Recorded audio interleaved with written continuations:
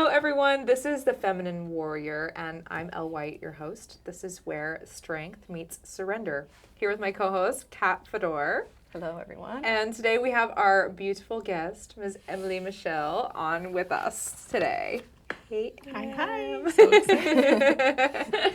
So, first of all, Emily, tell us a little bit about who is Emily Michele. Wow, that feels like a loaded question. It's not.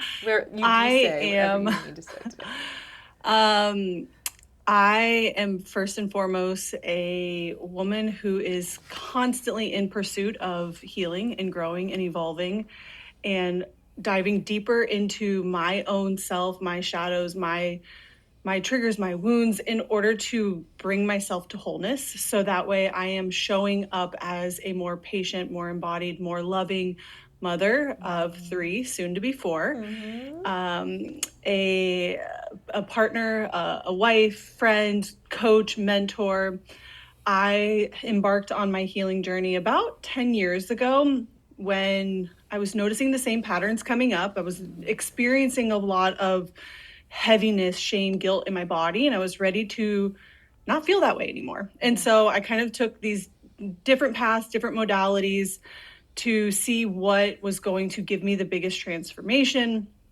And that's landed me to where I am today as far as a certified somatic practitioner for the female nervous system, helping women understand and alchemize their shadows, their pain, turn it into power, turn it into deep feminine embodiment to where we are unlocking wholeness. And from there, liberation. From there, complete and utter sovereignty and freedom. And it is so beautiful and so juicy to witness clients and women going through this experience. I think as a collective, we're starting to wake up to this level of healing and embodiment that is needed, that we have suppressed for so long. And so it's so beautiful. Just another little thing is I left corporate after 11 years earlier this year. And so I've been full-time entrepreneurship. It's exciting. It's scary. You're crushing it. You are crushing Thank it. you. Yes. Thank you. And so I'm excited to see what 2026 brings. Right. Wow. Well, last night, Emily led an amazing event that I watched this morning. And this is exactly how we're all stepping in, right? This is the year of the snake that is coming to an end. And the event that Emily led last night was called The Shed. It was an hour-long somatic practice that you led women through breath work. So kind of tell us more about that and like how you felt facilitating that. Yeah. So through my own healing practices, I've learned that mindset hacks and affirmations and kind of the love and light side of the human development, it only gets you so far. And as I was experiencing, not only within myself, but my clients, the same patterns coming up, I'm like, okay, there's got to be something deeper. There's got to be something more. And so that's where I started to get into the soma, getting into the body. You know, our subconscious mind is our body. That's where our beliefs are. That's where our stories live. That's where our shadows live. That's where we manifest in the 4D as opposed to the 3D. And so to tap into that frequency, we have to drop into the body. We can't release any shame, guilt, people pleasing, fears, limitations from the mind. As women, our body channels 80% of our experience from the body up and only 20% from the mind down, which is why mindset works only get you so far. And so last night's ceremony was this beautiful portal between the new moon and winter solstice and allowing ourselves to shed. We have to make space for what we're calling in. It's kind of like, I use this analogy of, if I'm traveling to Florida, I'm not going to bring the same clothes that I would if I was traveling to Vermont and expect it to work, right? Yeah. Like you need to unpack your suitcase to make space for what is coming in, for the identity, the experience that you're embarking on. And so last night I guided the women through a conscious connected breathwork style, which is a continuation of inhalation and exhalation to drop your body into a theta brainwave, which is where we start to bridge the gap between your conscious mind and your subconscious mind.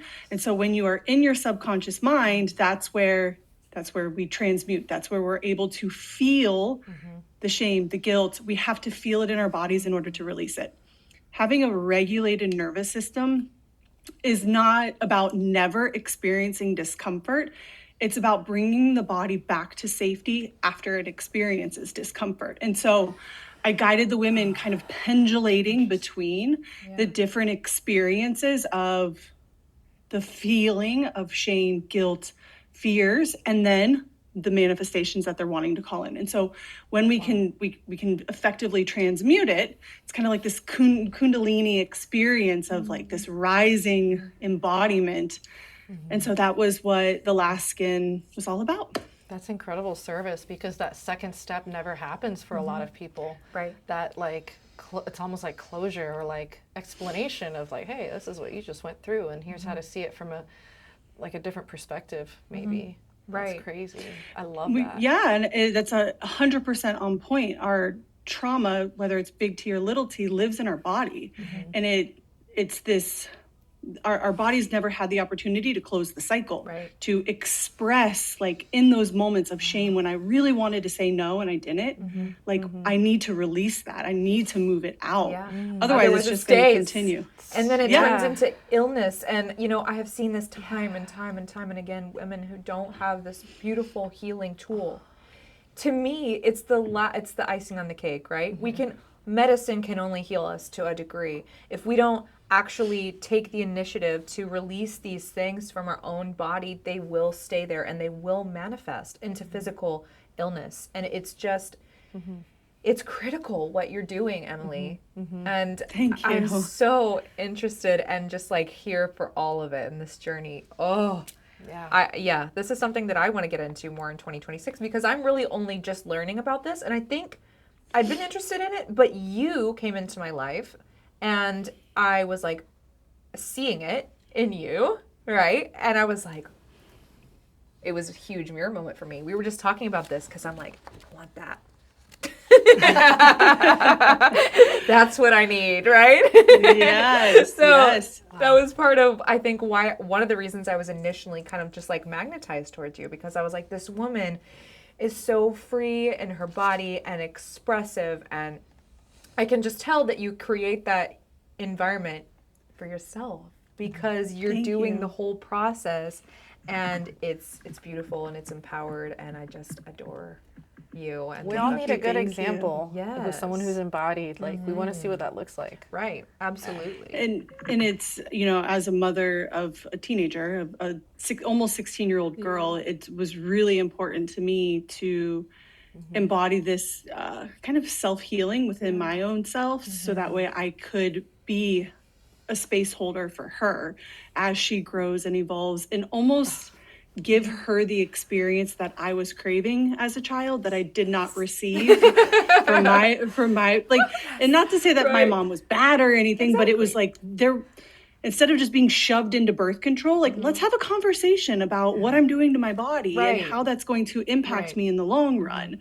And, you know, just these little tiny things that you pick up on throughout your own healing journey, it's really creates the experience. And we see it reflected in our children, and her 16-year-old daughter is incredible. She just wrote her first book. She just published it. Yes. That's incredible. Yes. Wow, great. Yeah. Fantasy fiction novel. It's 400 pages. It's wild. That's incredible.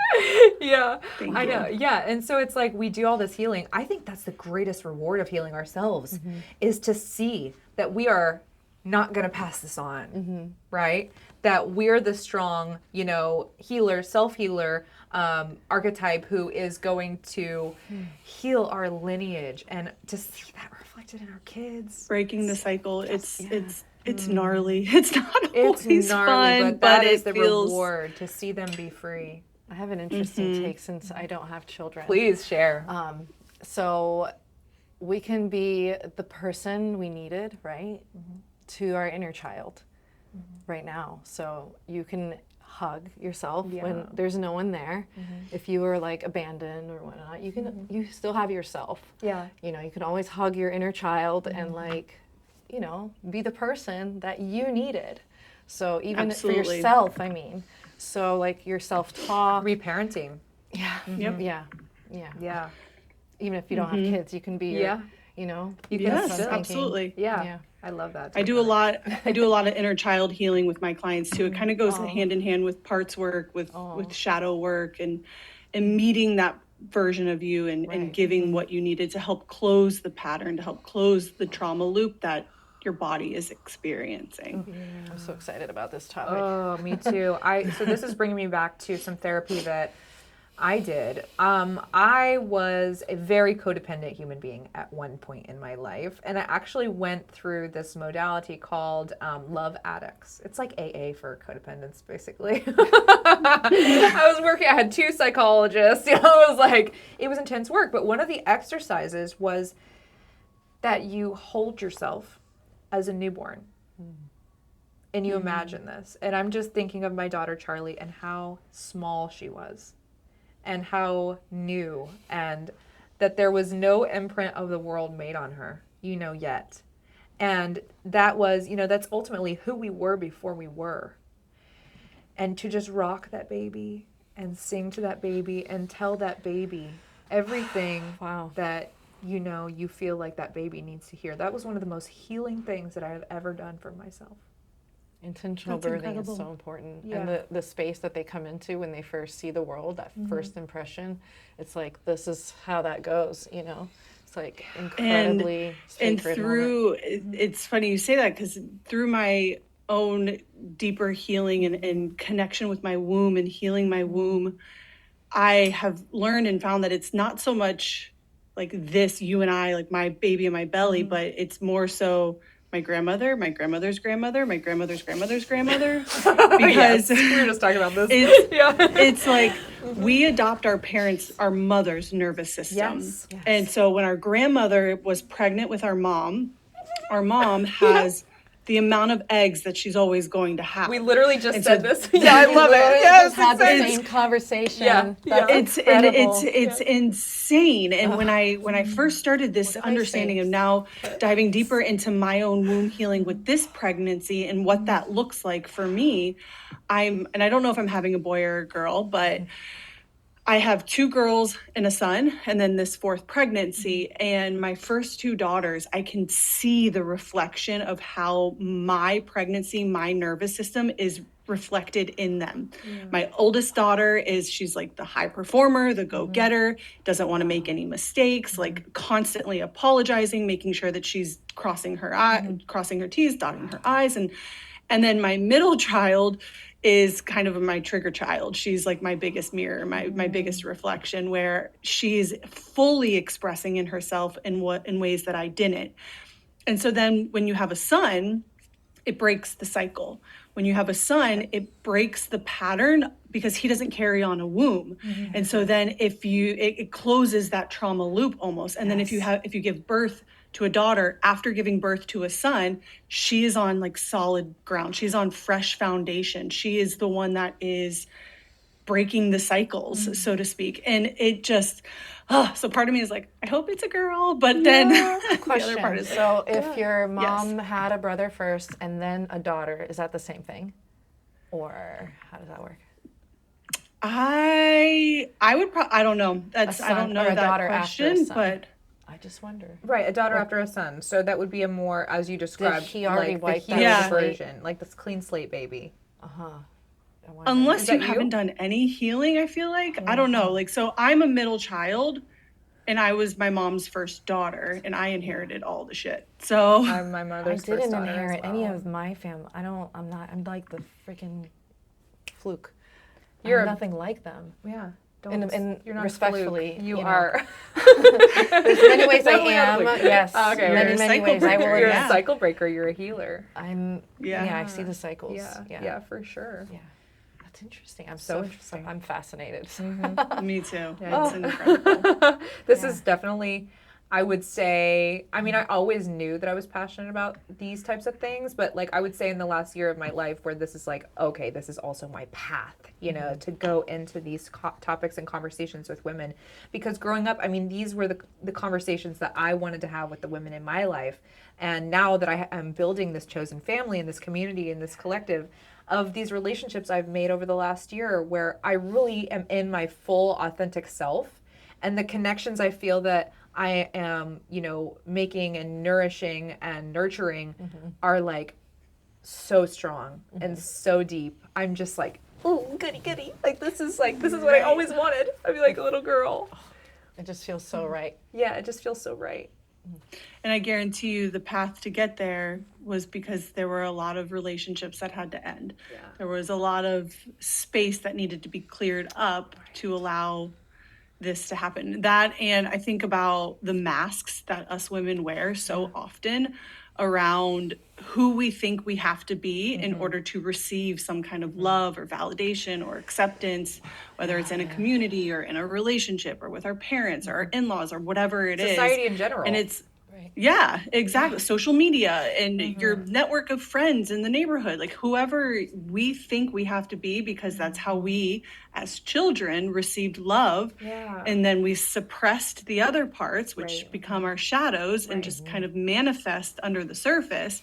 And so as we start to release those masks and we come into wholeness, which again, we have to feel safe in our body to be able to do that, then you're calling in, you're radiating at a different frequency. And so you're calling in the people that are like, yes, I like that magnetism, that alluring. It's like the dark feminine. She's just so sensual and people want to be in her presence. And it's like, yeah, like it's so beautiful when we get to that place. And Sign me up. so I see that. Sign for me you. up. Right.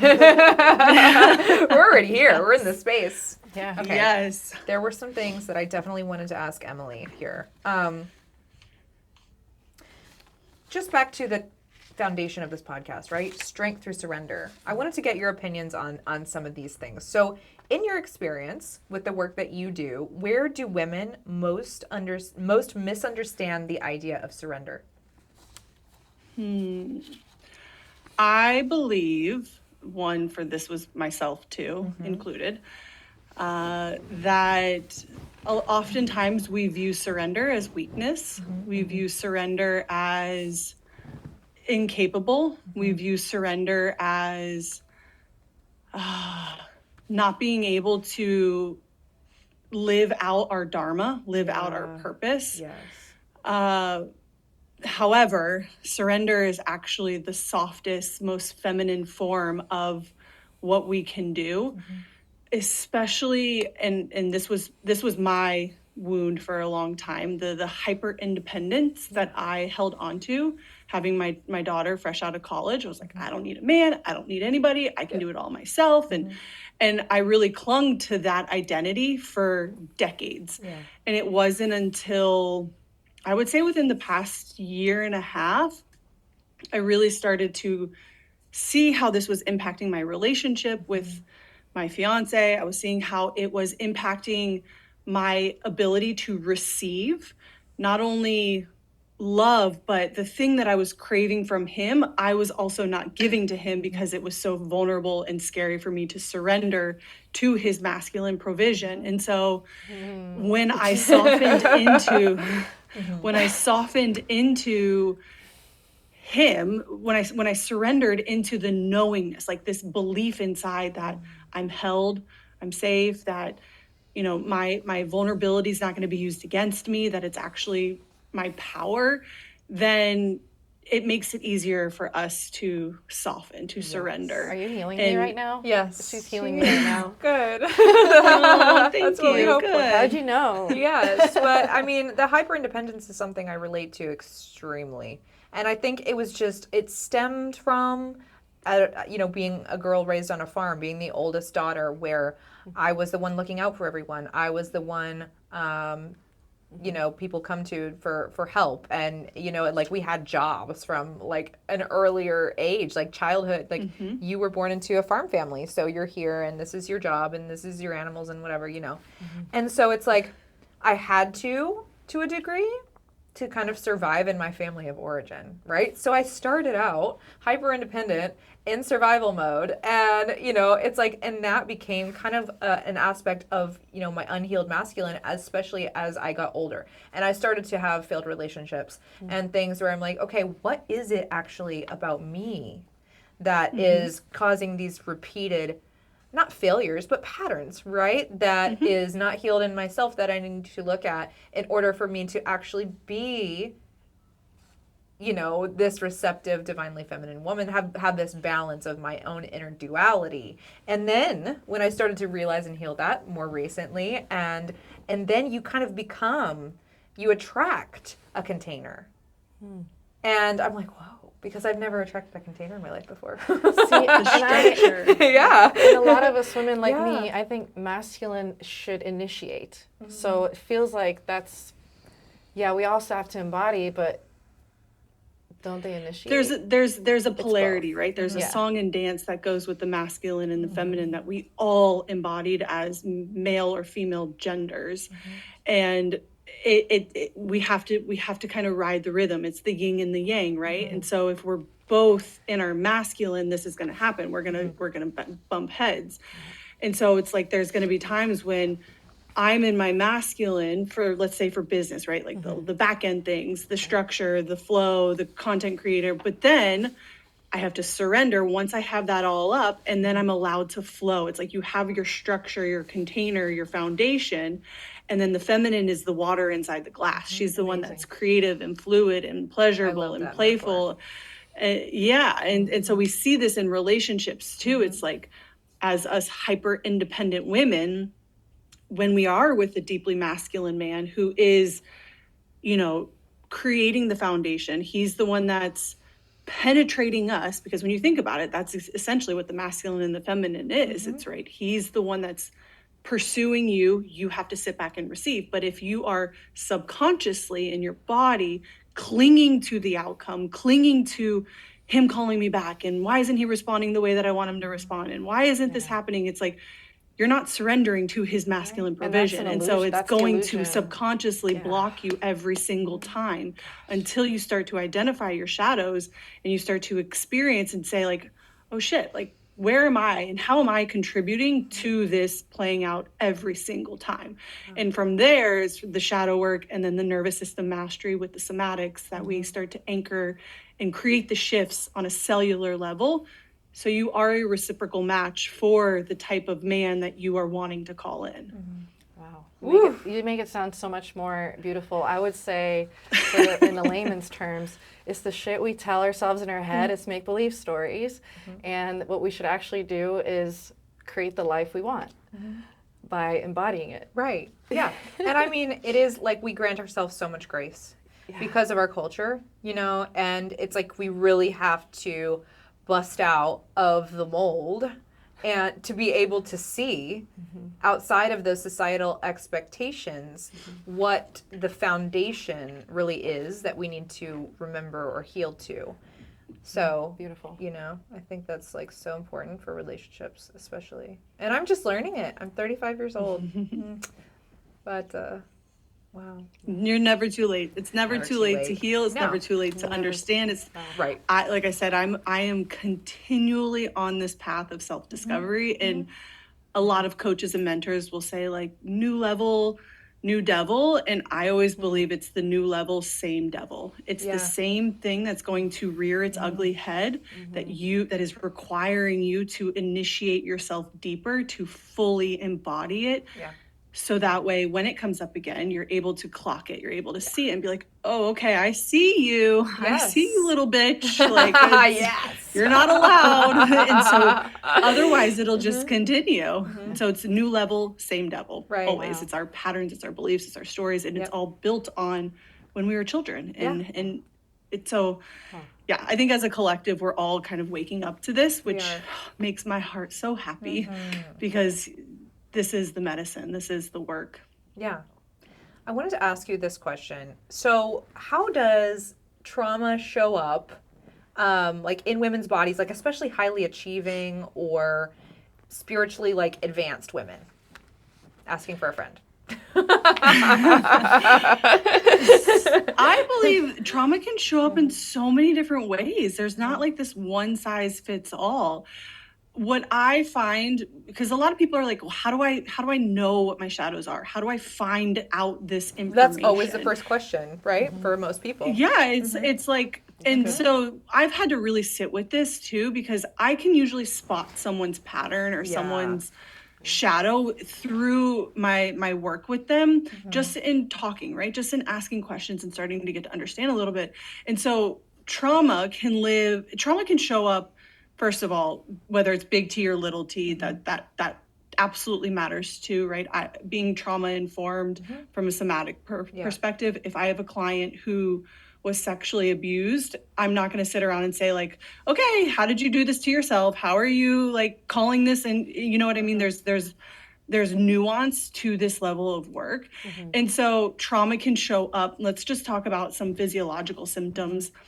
Fatigue, chronic fatigue, even though you have 8 hours of sleep, it can show up in irritability, a low libido, not being able to handle simple tasks, simple questions, feeling like you're constantly on edge, that you are overwhelmed. A lot of times, anxiety and depression is masked as trauma and a dysregulated nervous system, and not alchemizing that. I've had clients go from 10 years of antidepressant medications to completely getting off meds within a month of our work together, because they're able to feel and move through the emotions. That trauma keeps stuck in the body. So when we have trauma, whether it's, again, so like for me, when I think about trauma in my situation, my circumstance, and I always bring this up to my mom, and she's like, what trauma did I give you?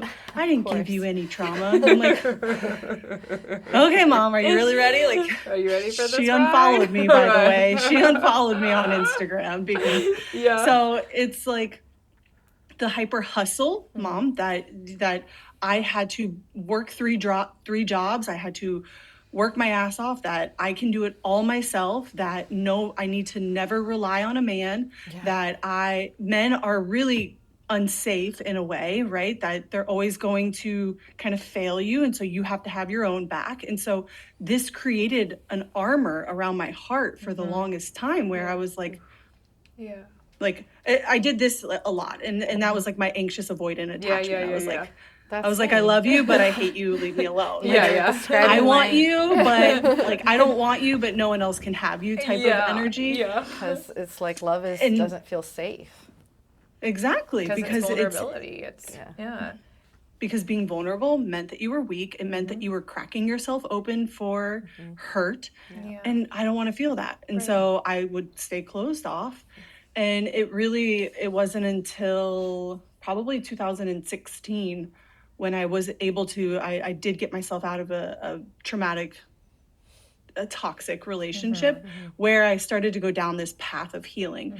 And I think oftentimes when people say like, how do I know I have trauma in my body, or how do I know what my shadows are? Our triggers are our first indication. That's the first place to go. And so, and I talk about this a lot inside I have a shadow and nervous system course, Unveiled, where we're unveiling ourselves. We're coming to our raw whole self. And we have two different kinds of triggers, right? There's the ego trigger, and then there's the somatic trigger.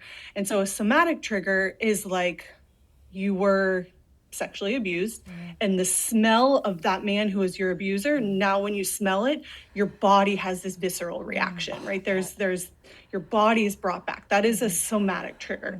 Whereas an ego trigger is like my mother-in-law is saying some dumb shit and it's really pissing me off and she's acting like ridiculous, and I feel this trigger in my body. Or your partner is not doing exactly what you wanted him to do in the time that you wanted him to do it. And so you immediately feel the need to blame him, to call him lazy, to say that he's not doing things right. That's your ego trigger. And so when we experience these triggers, I see it a lot in motherhood too. A lot of my mom friends get triggered easily by their kids because their kids are reflecting parts of them that they've had to suppress. And we don't know how to handle it. As adults. And so we blame our kids. I am pissed off because you're taking too long to put your shoes on. I am irritated because you didn't pick up after yourself. I am mad. Like, it's like we're blaming our emotions on our children, and those triggers are the first indication of like, okay, let me get a little bit curious here. Let me see like what's underneath the surface. Ooh, that's a good. So what could that topic. trigger mean if your kid leaves mess around and like you get mad? What does that signify? That means that you were probably never allowed to be messy growing up. Oh, That if totally. you spilled the Makes if you sense. spilled the milk, if you spilled a glass of water, your parents, it was like Yeah, an refold the explosion. laundry. Yeah. Right. Or that like control is what you need to feel safe. Yeah. You know? Structure. Control, structure, order, you know, that chaos does not feel safe to you. I think it also helps our nervous system when we don't see clutter. Like it's not like your mind is not going all the things I Yeah. have Of to do, you know. Yeah. I Yeah. think it's good for mental health to have no clutter, but yeah, there's a trigger. Listen, just because Yeah. I do this work does not mean I'm never triggered. I see my kids' toys and I'm at the point in motherhood where I'm just ready to throw everything away, slide it all right into the garbage. Like, I'm like, I don't want any of it. It's It could be multiple yes. things, you know. You maybe just need some simplicity, and that's all it really is. Yeah, Charlie, I've always, and it was just something that was healing for me too, where I told her, I'm like, okay, you are always allowed to make a mess as long as you're responsible to clean it up. That has to go hand in hand, That's very nice. especially as we grow up, you know, too. It's like, you can't just make a mess of your life and then just run away, you know, like these are lessons that transcend as we grow. And consequences so, for our actions. Yeah. Healthy. Yeah, I see. And my fiance and I have very different upbringings. And so that was like different cultures, just completely different in the way that we were raised. And so this has been a big part of my healing journey too, as it relates to parenting. It's like he was the one that was raised by military family, so very clean, structured. And I was not. Like, I was the free for all. Like, I made straight A's, but I partied. I went out. Like, you know what I mean?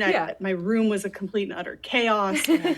And so, and so having now helping him see that our children are meant to be children, that it's okay if they get dirty, that I can wash the clothes. It's not the end of the world. It was a $6 article of clothing. Like, it's not a war that needs to break out. But again, those are his conditionings. That's his patterns. Those are his trauma responses in his body that we have to learn through. And yeah, I think our relationships and our children are our biggest mirrors and opportunities to reflect back to us where we can grow. Right. And I've just become so curious about that. Like recently, Charlie's turning 7 next week.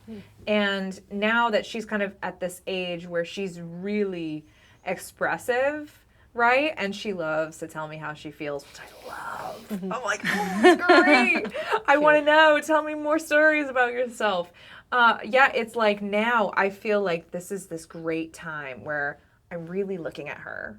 Like, no, I wouldn't say more than I ever have. But like, you know, that every age is like a different stage. And so it's like not more than I ever have, but in this different way of curiosity now where I'm like, okay, what have I healed in myself recently? And how is that reflecting in her? And, you know, what does she have to show me? And I just feel so much curiosity around being a mom that I have never felt really before in my life. And it's so exciting. Wow. That's awesome. It's incredible.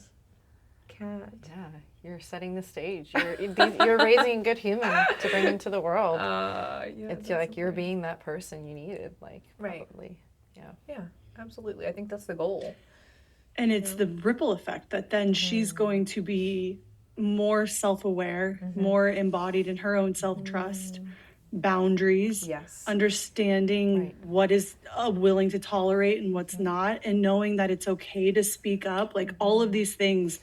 This was my daughter was about 6, 7 when I started my healing journey, now that she's almost 16. Yeah. And it was the same. It was what kind of initiated it too was the breakup, yes, but then I was noticing that I didn't have a lot of patience with her. Yeah. And it was because I was constantly in this hustle culture of going and urgency and everything needed to be done yesterday. And so that created a lot of anxiety in her little body, where now as almost a 16-year-old, I see it, I experience it, and I witness it. And so you can still reparent, like just because, you know, she's 16, it's not like, okay, I guess there's no fixing her. I needed to hear that. Yeah. And not fixing, not to say that she's broken or anything, but healing. It was healing 100%. Just like, for example, a couple days ago, I mean, my daughter is so on point and disciplined and structured. I don't have to tell her when to wake up. I don't have to get her out of bed. She calls me and is like, okay, Mom, I'm ready. Like every morning, 6:45 to go to take her to school. Yeah. And so she calls me and she's like, Mom, I woke up late. And I'm like, it's okay. It's okay. What I was just saying is about healing her safety with being late. Yes. And kind of that Yes. performative nature that I essentially instilled into her from a very young age, that it's now, to your point, it's kind of like reparenting and relearning yourself while also healing yourself. It's Wow. And I think it's like as we forgive ourselves too, it's like we have to go through this cycle. I think at some point, maybe you've experienced this too, Emily, there was a time where I felt really guilty actually because I was like, oh no, my daughter inherited my central nervous system. A time where I had not quite done that work, and I was really seeing it. I was really seeing it when she was maybe 4 years old, I think. I was going through a really challenging time. I just split up with her dad, and like there was a lot of things that just were just kind of all falling apart at that time. And I felt like it was everything that I could do to be a good mom. And I was overcompensating so much instead of caring for myself. And so it was just like a vicious cycle. And I mean, Charlie is a very calm baby. But during that time, she was having tantrums. And I was like, it was almost embarrassing me to myself. Because I was like, what is screaming inside of me that I need to address? Because it's showing up here. And I will never forget, this is a horrible story. I was at Target, and we were in the checkout line on the checkout camera. And we were having a little issue. And my solution in the moment was to take away the food that she was eating. And in front of the camera at Target, I'm gonna call the police on you. Oh my goodness. And my child is thrashing, and I'm just like, this is my life right now. This is really just the painting of the picture of what it looks like at this moment. And I was like, but that was also a wake-up call for me, But I think I just felt, I was like, oh, I feel so bad that it's my child showing me something inside of myself that I need to really, really tend to. It's yes and, right? It's always the duality, yes and. How beautiful is it that you're willing and open to see that, to want to have the desire to heal and change it and grow. There are so many women who, even though as a collective we're waking up, there's still a very small portion of us that are willing to do this work. I always say you have to really go into the depths of your soul to pull up what has been suppressed for so long. Yeah. And we don't want to do that. It's this so grieving process that happens as we are evolving in our identities and motherhood, and going from not motherhood to motherhood, going from corporate to entrepreneur, going from strong independent woman to this deep embodied feminine woman. It's like, yes and, right? We have to learn how to play with the polarities, the duality of holding both in our nervous system, of riding the waves of that activation, deactivation, activation, deactivation. Otherwise, we're just flatlined, and there's no aliveness to that. Right. And so it is beautiful that you're willing and you're open and you see it. And I always say, like, clock it, own it, clean it up. If you can't even clock it, you can't own it. And if you can't own it, you can't clean it up. And so it's like, I never wanted that to happen again. I was like, and I mean, listen, sometimes these little feral animals, they just, it was beyond they be doing some crazy shit. And you're like, I think I got over it because I was like, thank you, Charlie. Ultimately, it took me a long time. I was like, after I went through, it was a whole thing where there was a consequence to her. And then I was like, that's actually not really what's going on. It was just, and then you do apologize to your children. Yes, something absolutely. so I important. apologize probably daily. Yeah, pretty much Yep. same. Yeah. I think that that's safety. It's is. recognizing that I made a mistake, or even if I, accuse one of them of doing something to the other one, because my toddlers are only 14 months apart, and so there's constant chaos between the two of them. And if I'm always apologizing. I'm not, and I don't make that mean anything wrong about me. And I think that's really another thing to it's like, what are we making it mean about us if we are vulnerable, if we do fuck up, if we do lash out at our kids, and then we sit back and we're like, oh, I really didn't want to do that. Where it becomes a pattern, that's where we have to start to be like, okay, how can I intercept this pattern real time, because I know what it's going to do if it plays out the way that it's always played out. And I say, nope, I'm going to choose something different. I'm going to choose a different time. And this only happens when we slow down. This only happens when we have the capacity to experience distance between the trigger, ourselves, and what we're wanting to change. And it's, if we're going a mile a minute, you don't feel anything. You don't experience anything. That's facts. Yeah. Yeah, we have our ebbs and flows, and we need to, I heard this, it's a great explanation, as we go into our well. We have to go down. If we don't hit that bottom of the well, we're just going to like always want to go, but we don't allow ourselves to just like rest in that like deep rest. That's where the culmination, that's where the, not the culmination, but the completion of the work is almost in the rest, It's like when we acknowledge and we say, okay, we have done all the work that we can do. Now it is time to rest in that and let the universe, source, spirit, whatever, God and goddess, complete that complete manifestation, right? Of everything that we've done, because you can only action to a degree. And I think if you try to push through life, which is a very masculine thing to do, action, that desired result that you're trying to achieve, you'll never get the full beautiful painting of it all.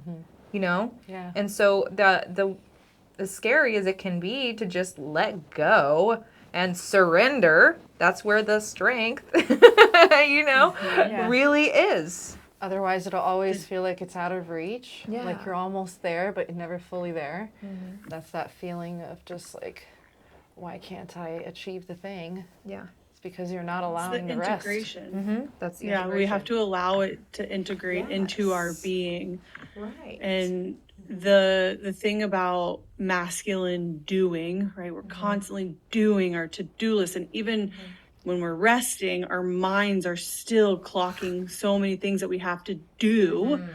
That level of the masculine hormone regulator is dopamine. And so as we are in this doing, checking off our to-do list, scrolling on social media, numbing out, like we're getting hits of dopamine in our body, and our bodies become addicted to it. That dopamine lowers oxytocin. Oxytocin is the female regulator for the female nervous system. And as women, we are oxytocin deficient by nature.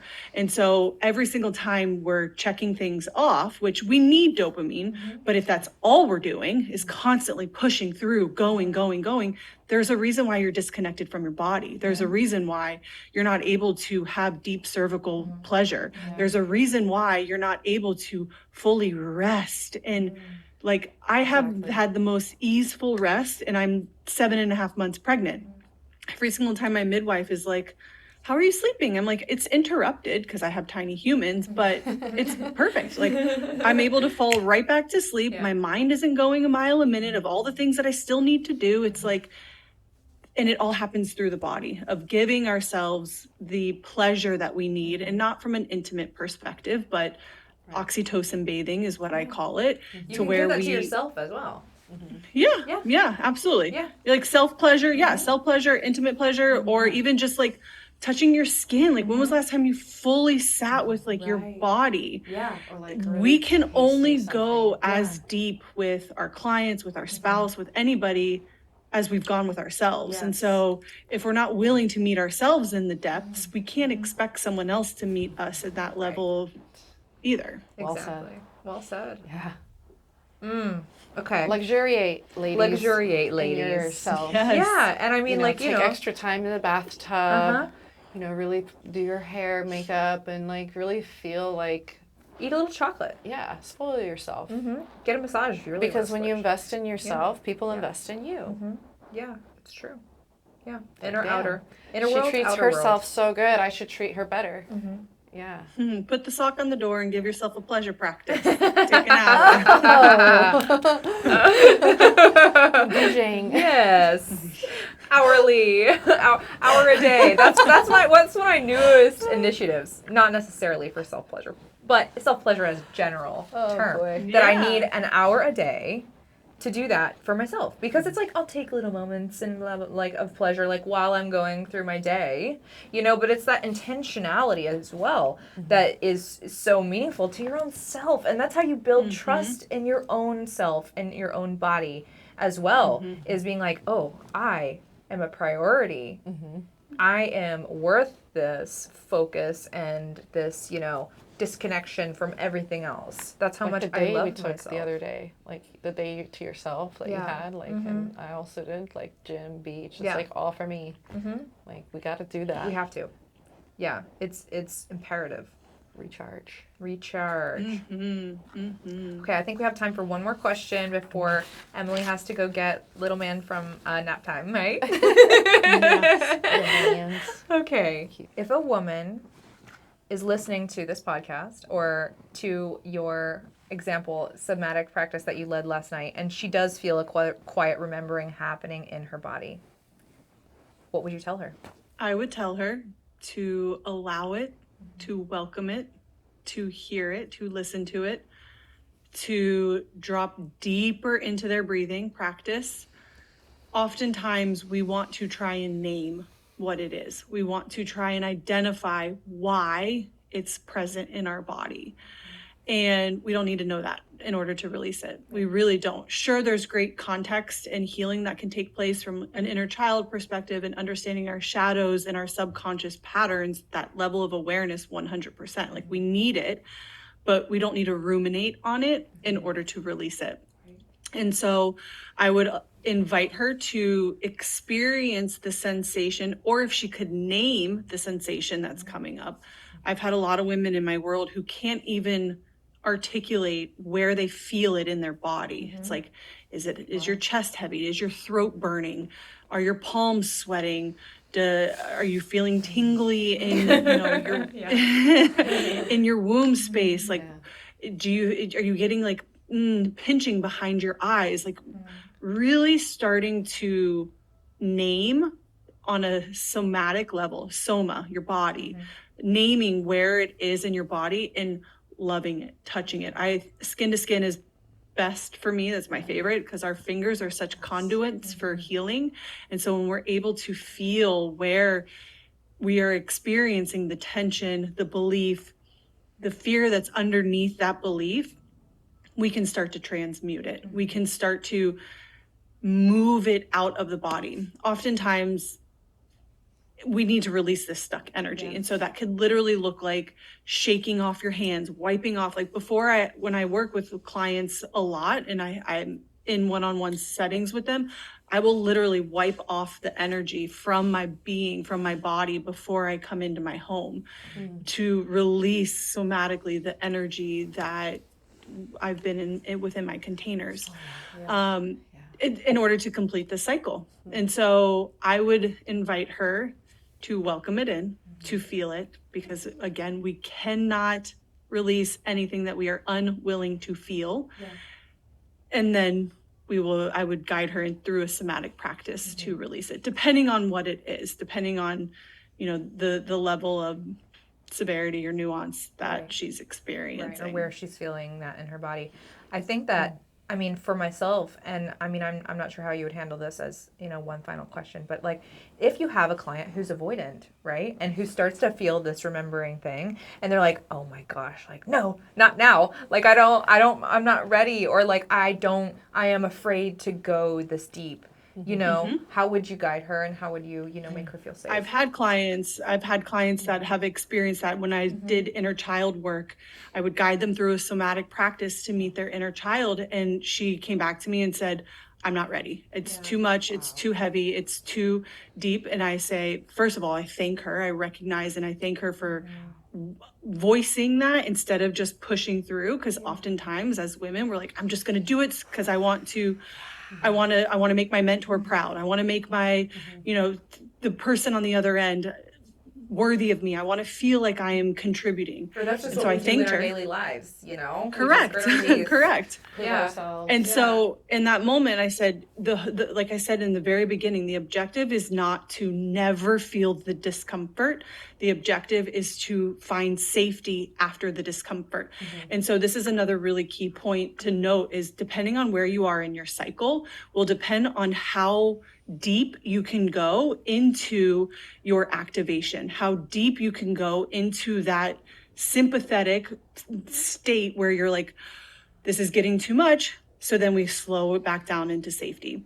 Your body has to go through the rhythm of your nervous system. So if you are, for example, in your luteal phase, you have a lower heart rate variability. So that means that the beat, it's not necessarily your heartbeat, it's the space in between each beat is lower. So you are more susceptible to parasympathetic activation, the rest and digest activation.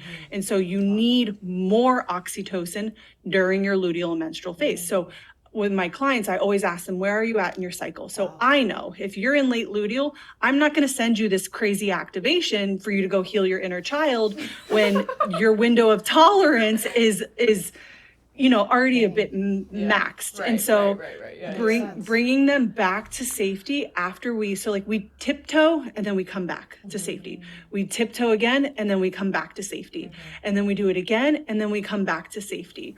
And I guide them through this in our containers until you get to a place where you're like, okay, I feel my nervous system has expanded, my window of tolerance, my capacity.